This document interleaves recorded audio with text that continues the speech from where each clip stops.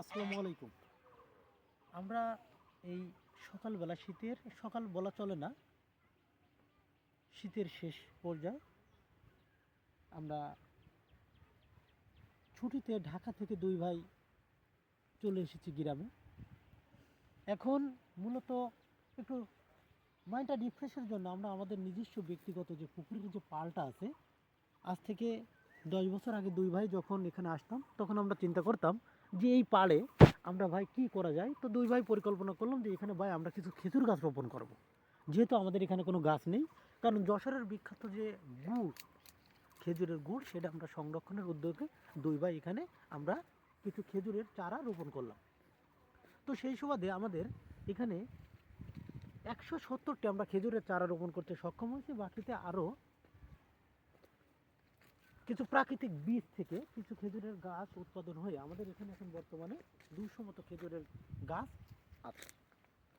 এখন আপনারা গাছগুলো দেখতে পাচ্ছেন, দীর্ঘদিন পরে আমরা আজকে এসে দেখলাম যে আমাদের গাছগুলো গুড় তৈরি করার জন্য উপযুক্ত এবং প্রস্তুত। কিছু গাছ আমাদের এখনো ছোট, কিছু গাছ এই যে এদিকে আছে দেখেন, তার ধারালো দা দিয়ে সেগুলো ছাঁটাই করে এই যে গুড় তৈরির জন্য প্রস্তুত করা হয়েছে। এই যে কিছু গাছ, আবার কিছু গাছ দেখেন এখনও প্রস্তুতির অনুপযোগী, এবং আমাদের আরও কিছু গাছ এইদিকে খুবই ছোট, এগুলো এখনও ছোট, আস্তে আস্তে এগুলো বড় হবে।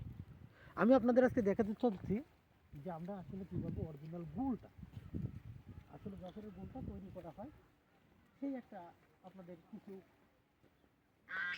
এর যে ধাপ আছে, সেই ধাপের ভিতরে 1 নম্বর ধাপটাই হচ্ছে এটা, এই অথেন্টিক যশোরের যে খেজুরের গুড়। এই যে খেজুরের গাছটা, এখান থেকে সব তার কাভারগুলো সরানোর ফলে এখানে গাছি দা দিয়ে এটা একটু পরিষ্কার করে দেখেন আপনি, ধারালো দাঁড় দিয়ে এখানে আস্তে করে এই কাঠটাকে কী করতে হয়, একটু সিলতে হয়। এখন এখান থেকে এই যে টুকটুক করে অল্প অল্প করে এই যে ভাল, এই পাতিলের ভিতরে রস পড়ছে, লক্ষ্য করেন। এবং আগামী সকালে এসে গাছে এই ভালটা এখান থেকে আবার সে নিয়ে যাবে, এবং তখন দেখা যাবে যে এখানে কিছু গুড় হয়েছে।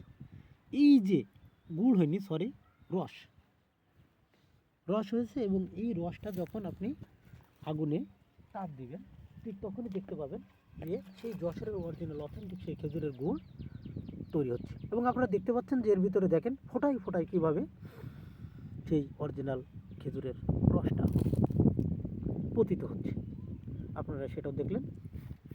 এবং আশা করা যায় আগামী 5 বছর পরে আমরা এই সব গাছ থেকে আমরা খেজুরের গুড় তৈরিতে সক্ষম হব।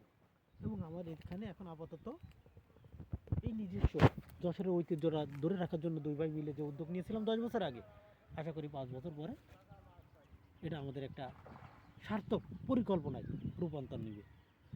ধন্যবাদ।